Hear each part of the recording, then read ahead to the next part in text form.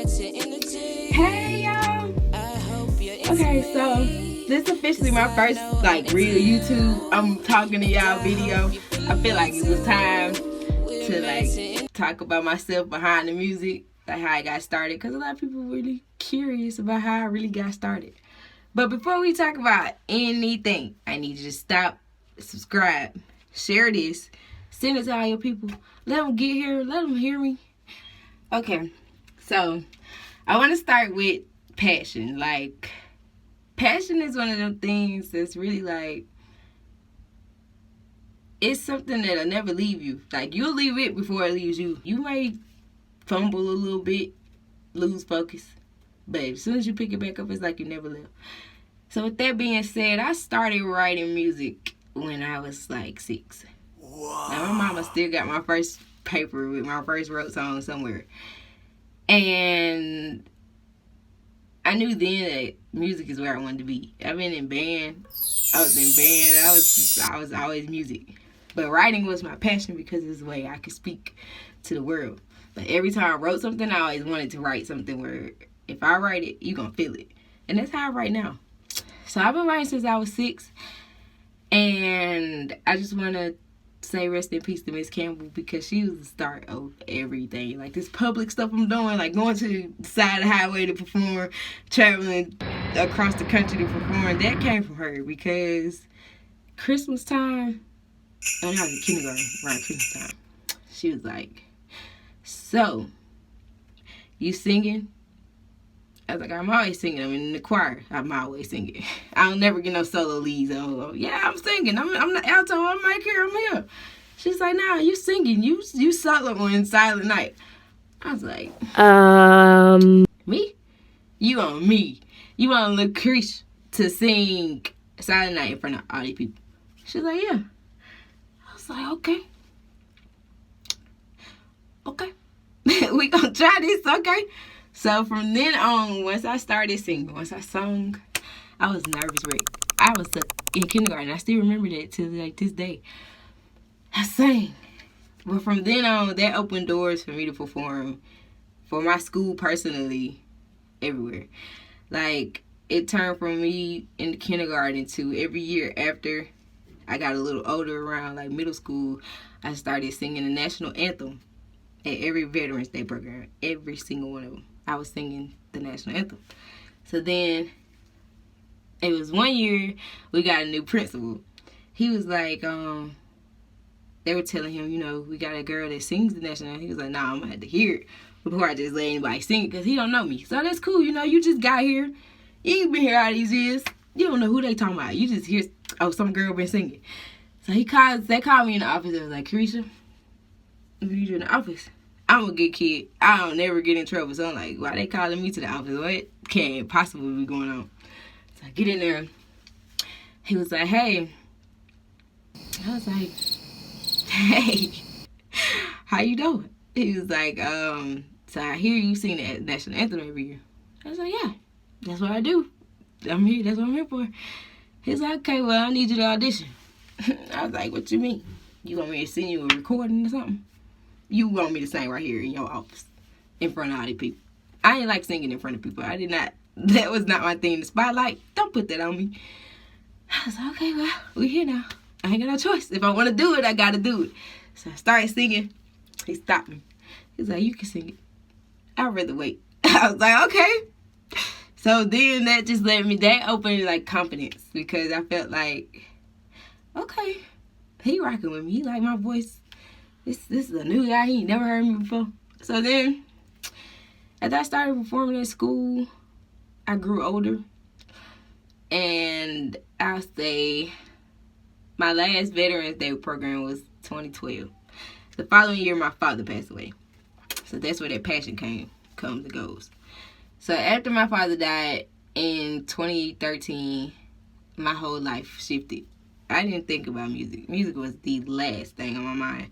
I really didn't even know who I was. I didn't even know who I wanted to be. I didn't know. I was just lost. I was a lost cause. And then I had decided to go to college after I graduated high school. I went to college. I was like, okay, I had the mentality okay, Dad gone. I gotta look at things in a better perspective than what I was looking at it like. So I was like, okay, I'm gonna go to college. My daddy proud. He wanted to see his baby girl. He wanted to see me graduate. He didn't get to do it, but it's okay. I'm gonna still make him proud. I'm gonna do what I gotta do. So I go to college. First year, I'm flying by like, okay, I'm making straight A's. I'm doing this. Passion. I had a little bit of passion for school. I cared about school. It went away. I thought I had passion for it. It wasn't me. I didn't like school. I did, but I didn't. I had the intelligence for it, but I didn't want to really be there. So I lost passion. Grades started dropping. Second year, I'm pregnant. C.R.E, you pregnant? What? I'm pregnant. I'm having a baby. You mean something growing in me, like I got a mini me. So now I'm like, okay. Game changer. My whole life shifted. Again. Now we got something else to do with this one here forever. So the moment I found out I was having a baby, like, grind time. I mean, I've been working since I was 16, but the grind kicked in like never before. So I finally picked up. I had motivation.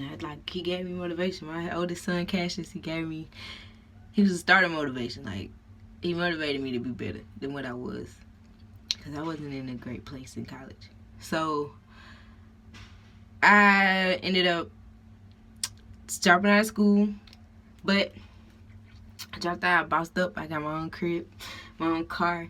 It's just me and my boy. And then, in the midst of that, I ended up trying to rekindle an old fire, an old flame. Yeah, I thought that was a spark or something there, but it wasn't. I ended up getting married at 21. I was married for 3 years. Within those 3 years, I had the passion. It was all in me. I wanted to do music so bad, because I was at a high point in my life. Like, I got my baby, I'm married. I thought life was great. But, there are things here to bring you down. I can't say that. I'm not going to speak on, get no specifics, but there are things that are put in your path to slow you down, but you can't let nothing stop you. And, like, my passion had to be set aside, not because of me, but because of my situation. I couldn't pursue it like I wanted to, because some people aren't on the same page as you.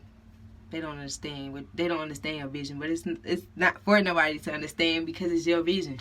That's one thing you gotta remember. Your vision is yours. You live it. However you gotta get to it, you do it.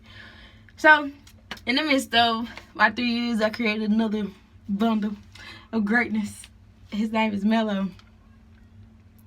Whew. He's something else. So I have a 1-year-old and a 3-year-old, but they motivate me with my music and everything that I do. And the only thing that's been keeping me the way I am is a positive mind. If you ain't positive, you can't come around me.